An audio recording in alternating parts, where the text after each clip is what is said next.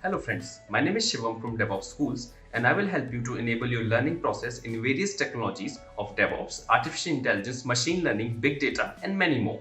This is our initiative to help you by sharing multiple tutorials and videos. And if you want any specific tutorials or any particular topic, then please do comment in the below comment section and I will help you with it. Also, please subscribe to our premium services on YouTube, which will give you access to more content and videos to enhance your knowledge about all these topics. Also, if you want me to help you with regards to the online trainings and classroom sessions by our qualified trainers, then please do write me at contact@devopsschool.com. Thank you. What you can do, you can integrate these events with say Lambda function. So Lambda function is basically a serverless service or function as a service. So in this case, what happens is you write a code. There are various languages supported, Java, Python, etc., etc. And now on an event, say file upload event, you can trigger this Lambda function, and this code will get executed, right? Only on an event. So keeping polling all the time whether the file is uploaded is a very efficient way of doing it. So instead of that, it can be done in an event driven fashion. So that is those events. So maybe this scenario we will implement maybe on third day. I will show you how to write a Lambda function and do this. Okay. So those are the events. So on a particular event in S3, you can either trigger a Lambda function, or there is a service called a simple notification service, which we were discussing about transfer acceleration. Did you hear No, that? events. See, actually, No. transfer acceleration is Yeah, that done. was. So now you're Yeah, transfer covering acceleration. event Which you are one? covering. Events, Event I events. was covering. So right. So I draw a diagram. Actually, let me just open Paint. So I was explaining the events. I think that time we got disconnected. So I'll just explain it again, how we can use S3 events. So this is my S3 bucket, and suppose somebody uploads a file here, which is an image file, and I have a EC2 instance in which I am running one program, and it continuously polls this image whether somebody has uploaded that image, and it processes it. So this is a very inefficient way of doing the things, because you're always polling whether the file got uploaded. Instead of that, you can use events. So when a file is uploaded, it will create an event, and now you can integrate it with Lambda function. Okay. So Lambda function is a serverless service. So you can create a function, and on a particular event, this Lambda function will be triggered. Okay. So I will demonstrate this on the last day. How do you use it? So there are various events that can happen in AWS S3, right? So let me just go back to console.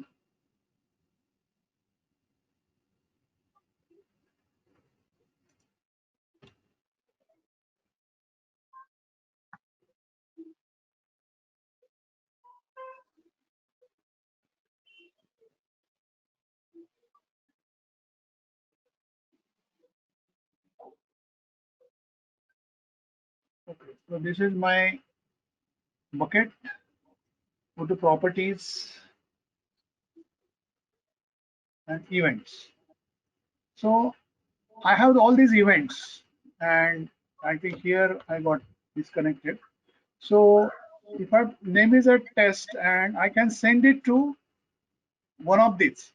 So SNS is a service, a simple notification service, in which it can send you an email or it can send you a SMS notification on a particular event that is happening in S3 bucket. I can send it to another SQSQ is a service, simple queue service, or I can send it to Lambda function. So if you want to take certain action on an event, then you can integrate this S3 with any other service. So that scenario we'll try to implement, not now, but at later point in time. Okay, so that is about events. Another thing is requester page. So what happens is when you store a file on S3, there are two types of charges you are paying. One is the storage charge, and when somebody accesses that file, downloads it, there is a data transfer charge. I think in the morning session I have highlighted this. So what is this requester page? Now how it functions is, suppose I am a trainer and I create a bucket, I upload some training videos in that bucket, and I make them public and give you the link. You start downloading those videos. So who will be paying for these data transfer charges? As the owner of the bucket, I will be paying that. But if you don't want this to happen, then what you can do, you can enable this feature, requester page. So when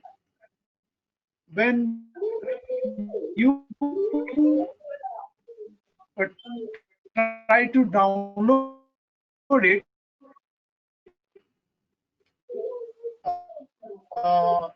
data transfer charges will be coming to your credit card. Okay, not me. So the IT department is also always a cost center. But suppose some finance department is using your data, then you can enable this feature. So they will have to pay for the data transfer charges. Okay. So or you're sharing some files to another group of people, and you don't want to pay for the data transfer, you some video files or something, then they should pay.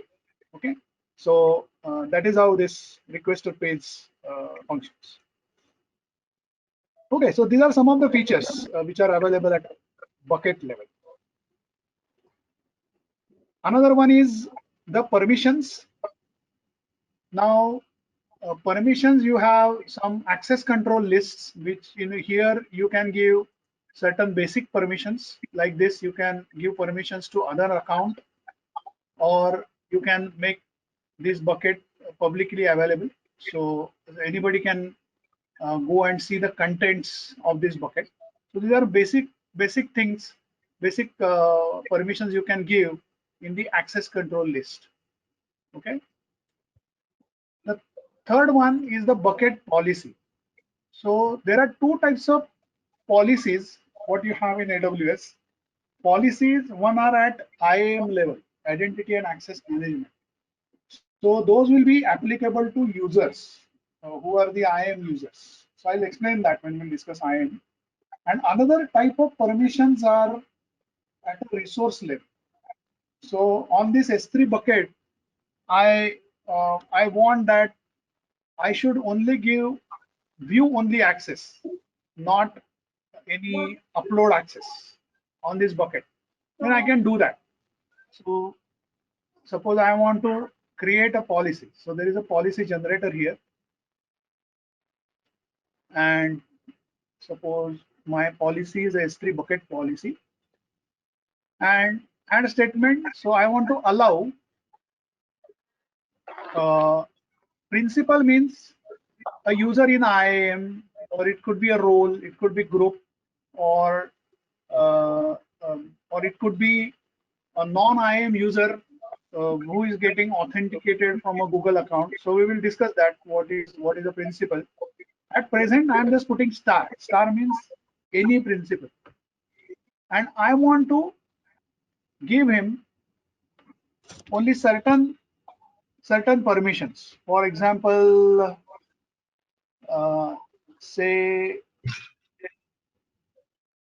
something. I'm just selecting randomly some actions. And Amazon resource name. Now, when you create a bucket, the bucket is given a Amazon resource name, and it is in this format: ARN AWS S3 : bucket name, etc. Now, suppose I want to give this bucket only this access.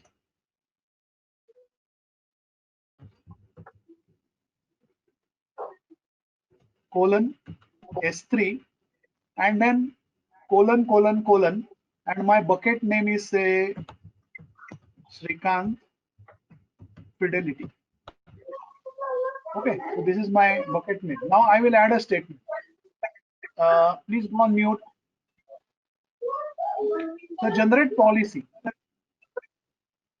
Hello. Those who are not speaking, please go on mute. Yeah, thank you. Your Ankita, Ankita, are you able to hear me now? I think I saw you logged in again. Everybody else is able to hear me? Yeah, it's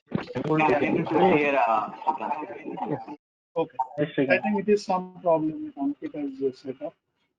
Fine. So this is the policy it has generated. So it has got a ID, it has got a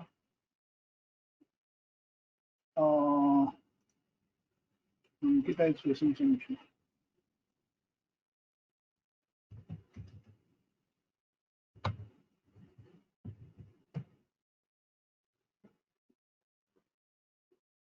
Okay. So let us have a look on this policy. So what it says is there is a SID, this is a single ID, basically unique ID, and then there are actions. Actions we are saying S3 get bucket core, then get bucket location, get bucket logging. Now S3 colon and the action is specified. So only these actions are allowed. So if you see here, action, these are the actions, and these are allowed. To whom? To anybody. The principal is star. And on what resource? This is my bucket name. So when somebody tries to access my bucket, then only these calls will be allowed. Okay. So this is how you can set up your policy. So if I say the policy is only to view the files in the bucket, I can specify that in the resource policy. Okay. If I give full permissions, I can do that. So anybody can access my bucket. So remember, there are two types of policies. One is a resource policy. Other is basically the IAM policy. Okay, so this is the bucket policy that we can apply here. Another one is CORS. So cross origin resource access.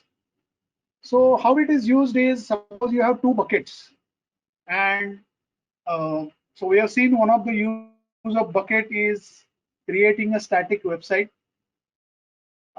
So suppose I have put some images in one bucket and HTML files in another bucket. And in the HTML tag, I am referring to those images as resource, REF. Then I'm giving actually programmatic access from one bucket to another bucket. So by default, this is not allowed. What you need to do is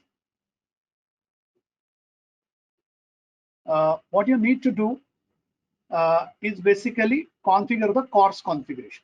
So this is related to the development part, but that is how it is. So the problem statement here is your two buckets, and from one bucket access, you want to access the another bucket contents programmatically.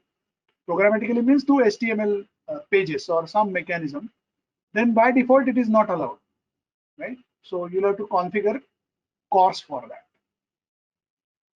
Okay, so that is about S3. Again, it is a simple storage, objects level storage with no limitations on how many files you can store. Only limit is on the file size, that is of 5 TB. There are various storage classes which are available depending upon your availability, what you want, and the billing. So if you are worried about charges, you can go ahead with the um, less reliable storage classes. Fine. Any questions on this? I guess I am audible now. Yeah, And I repeated that, whatever we missed. it's fine. Everything is fine. Yeah. Okay. Fine. So I think S3 is fine, but from computing, so will you will you teach that elastic bean stack and all? yeah, we'll be covering that. We'll be touching upon this. Okay. Like I See, thought, there are a lot we of have services. Yeah, yeah, we have less time, but so that's why I'm yeah. asking. I'll be touching upon that. Yeah. Okay, no issues. Thank you. Fine. So I think so. Some portion regarding the how to set up policy, we will take it up tomorrow, and then we'll go ahead with the other portion, that is basically auto scaling. How to do auto scaling, that we'll see. Then we'll also see tomorrow IAM service in detail, as well as VPC. Okay, so that is the agenda for tomorrow. Fine. So today what we have done, we started with just a quick recap. We started with cloud basics and covered some basic concepts. In that we have covered what are the different service models and delivery models.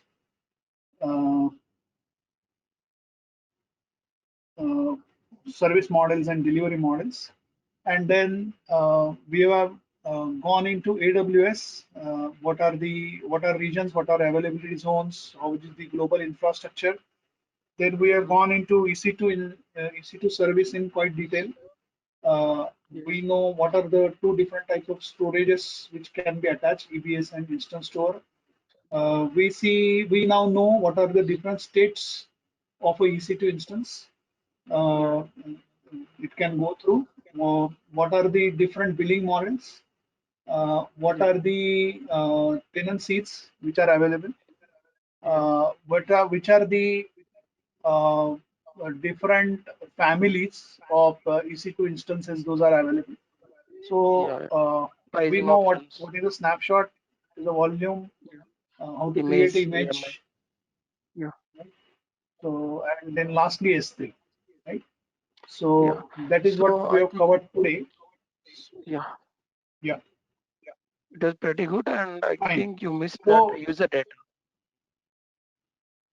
user data we will cover. When the auto scaling we will discussing, that time we will cover that. Okay, no issues. Thank you. Yeah. So before we close, please terminate all your instances. Sure. Delete snapshots and volumes. If you go to images, just deregister them.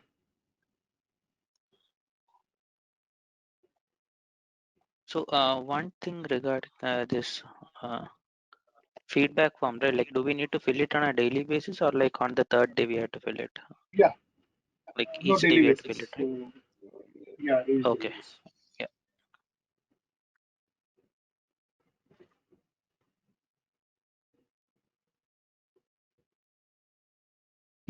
Hey, sorry, I couldn't catch. So is it on the daily basis or the third day we have to do it? Yeah, what is the link you have got? I think yeah, it is on a daily basis. Okay. Yeah. So please terminate your servers before we close. Otherwise, Please enroll our general membership for $399 plan to get access of all the parts. Along with that, you can access our other tutorials such as Docker, Ansible, Jenkins, Terraform, Splunk, AWS, Azure, and various other DevOps related premium tutorials with our channel membership. If you would have any issues with our channel membership, you can drop an email to us at contact@devopsschool.com, or you can also unsubscribe from channel membership anytime if you don't want to continue or did not like the video. To get our channel membership, click onto the join button, select the $399 plan and grow your skills immensely. Please be kind enough to like it, and you can comment any of your doubts and queries. We will reply to them at the earliest. Thanks for watching.